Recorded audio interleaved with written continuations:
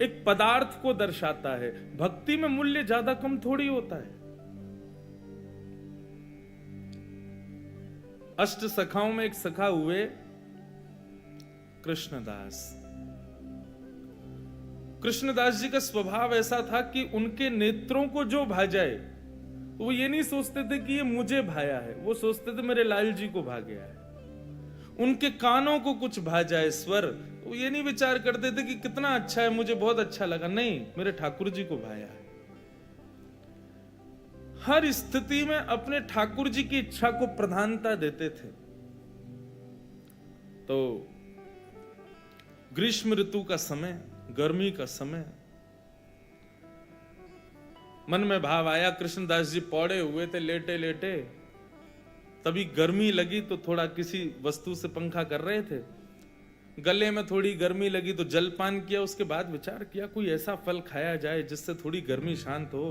तो मन में विचार आया, बोले जरूर ठाकुर जी को गर्मी लग रही है, इसीलिए मुझे गर्मी लग रही है। निकल गए महाराज बाजार में लेने के लिए खरबूज। जैसे ही पहुंचे तो महीने का पहला फल आया था। लेने के लिए जैसे ही पहुंचे, दुकानदार से जाके बोला भैया कितने का लगाया, भाव मोल करो।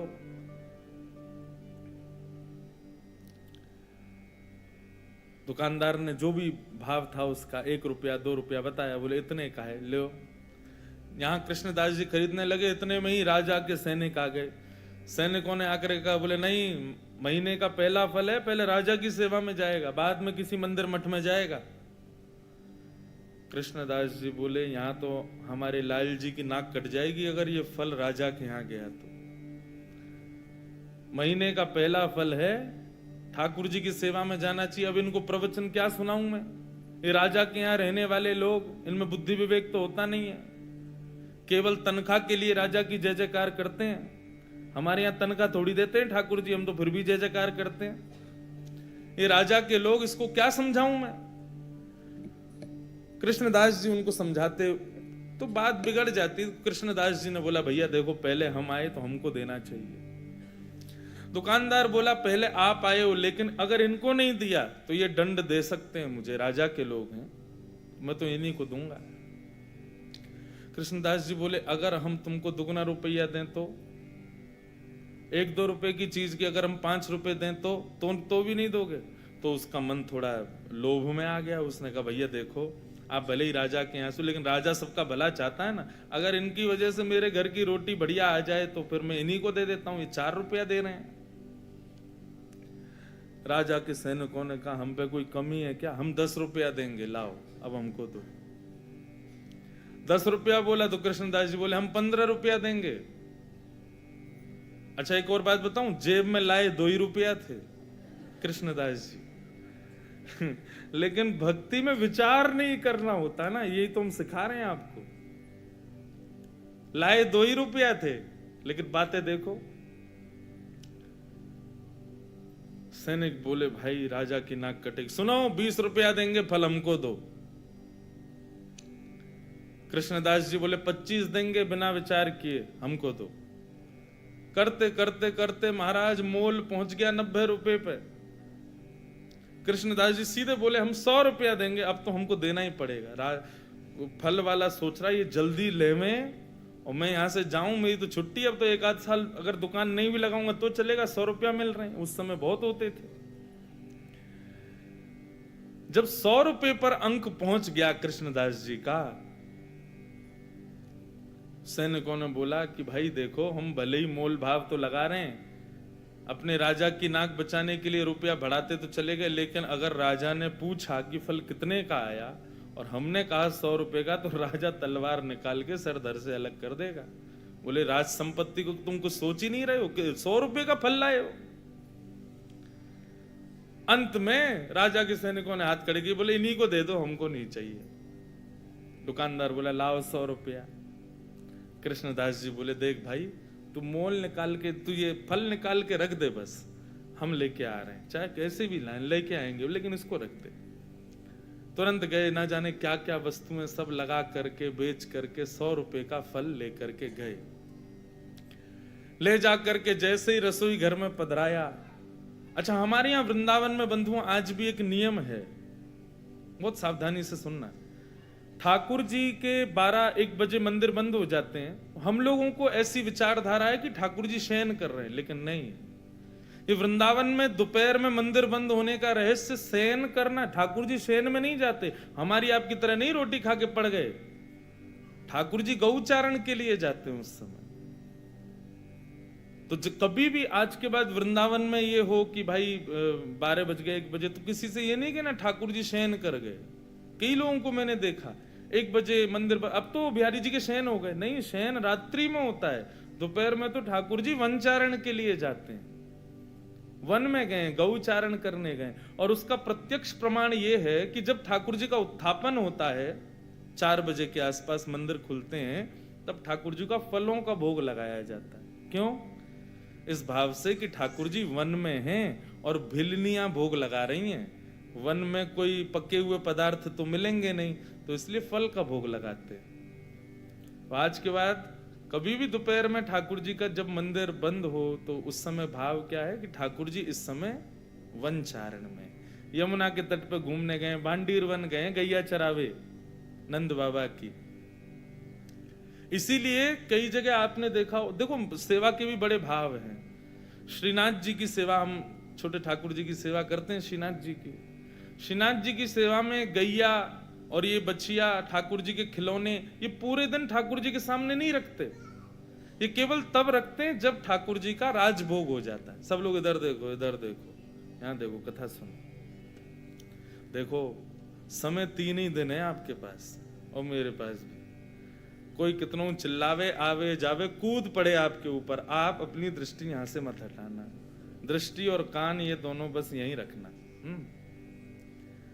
तो हमारे यहां नियम है ब्रज में कि ठाकुर जी के आगे गैया, ठाकुर जी के आगे खिलौने, ठाकुर जी की लकुट वगैरह, ये सब राजभोग के बाद दराई जाती है। क्यों? कि अब ठाकुर जी तैयार हो गए वन में जाने के लिए। तो आज भी नियम से सेवा वैसी चलती है। पूरे दिन गैया आदि नहीं रखते ठाकुर जी के आगे। और फिर हर मंदिर की व्यवस्थाएं अलग हैं। राधा रमन जी की अलग है, राधा वल्लभ जी की अलग है, बिहारी जी की अलग है, श्रीनाथ जी की अलग है, गोविंद देव जी की अलग है। पर सब जगह भाव यही है कि दोपहर में ठाकुर जी गौचारण के लिए जाते हैं। कृष्णदास जी दोपहर में फल ले आए, रसोई घर में लाके फल रख दिया। रसोईया जी को बता दिया जाके, बोले हमने जो है वहां रसोई घर में फल रखा है, अभी उत्थापन में ठाकुर जी को खरबूज का ही भोग लगाना।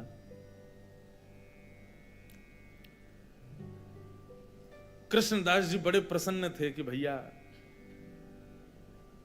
महीने का पहला फल ठाकुर जी की सेवा में आएगा, ठाकुर जी पाएंगे, आनंदित हो जाएंगे। रसोईया स्नान ध्यान करके जैसे ही रसोई घर में गए, पूरी रसोई खोज ली, लेकिन महाराज फल नहीं मिला, कोई ले गया उसको वहां से। बाहर आके कृष्णदास जी से कहा, बोले कि कृष्णदास जी अंदर तो फल है ही नहीं। बोले अरे मैंने वहीं रखा है। बोले मैंने देख लिया, कहीं भी नहीं है, सब जगह खोज लिया महाराज, फल तो कहीं चला गया, उसको कोई और ले गया। कृष्णदास जी बड़े व्याकुल हो गए। बोले एक तो मैं अपने लाला की नाक बचावे के काजे राजा के सिपाहियन से लड़ झगड़ के लायो, 2 रुपया के फल को 100 रुपया को लेके आयो, कितनी वस्तु बेच के आ गयो। इस बात का दुख नहीं कि इतना महंगा लाया, इस बात का दुख नहीं कि इतना लड़के लाया, इस बात का दुख कि ठाकुर जी उसको पा ना पाए, कोई और ले गया। बड़े दुखित बैठे थे मंदिर के अंदर। उत्थापन का समय अन्य फलों का भोग ठाकुर जी को लगा दिया, लेकिन कृष्णदास जी का मन बड़ा विचलित। पुजारी जी आए, बोले कोई बात नहीं, अब हमने अन्य फलों का भोग लगा दिया है, अब फिर कभी कृष्णदास जी, अब कृष्णदास जी किस किस को बताएं। अच्छा एक और बात बंधुओं, जो बात बात पे ये बताए ना, मैं तो ये करके लाया था, मैं तो इतनी मेहनत से लाया था, समझो उसको इस बात से चिंता नहीं कि ठाकुर जी ने धारण नहीं की, उसको इस बात की चिंता कि मैंने मेहनत की थी। कृष्णदास जी को ये चिंता ही नहीं थी कि मैंने कितना श्रम किया, उनको ये चिंता थी ठाकुर जी ने पाया नहीं। रोते रहे, सब समझाते रहे कृष्णदास जी को। उत्थापन का भोग जब अनोसर हुआ और पुजारी जी ने बाहर आकर के जैसे ही कपाट खोलने की घोषणा की, सब दर्शनार्थी खड़े हो गए। कृष्णदास जी के भी नेत्र लाल पड़े थे। जैसे ही कपाट खुले तो क्या पाया, ठाकुर जी के उर्द बाहु के ऊपर वही फल रखा जाता जो कृष्णदास जी लेकर के आए थे। रसोईया लाता उससे पहले ठाकुर जी रसोई घर में जाके ले आए उस फल को और अपनी भुजा में ला करके धारण कर लिया। जैसे ये दृश्य कृष्णदास जी ने देखा, मूर्छित हो गए, भाव में प्रवेश कर गए और ठाकुर जी के बार बार बलैया लेने लगे। जय हो नाथ, साचो प्रियतम आप ही हो, बिन गोपाल को नहीं अपनो, जासों कीरत रहिए। सूरदास जी कहते हैं संसार के प्रेमी लोग कितना भी प्रेम का आप उनके सामने बखान कर दो, कितना भी अपना प्रेम उनके सामने उजागर कर दो, कभी ना कभी उसका त्याग कर देंगे। लेकिन ठाकुर जी आपके प्रेम को हृदय से लगा करके रखते हैं। इसलिए मैं कथाओं में कहा करता हूं, ठाकुर जी को 56 भोग प्रिय नहीं, ठाकुर जी को इत्र प्रिय नहीं, ठाकुर जी को चंदन प्रिय नहीं, ठाकुर जी को दुनिया भर की पोशाक प्रिय नहीं, सोने चांदी हीरे जवाहरात प्रिय नहीं, अपने प्रेमी भक्त का भाव प्रिय है।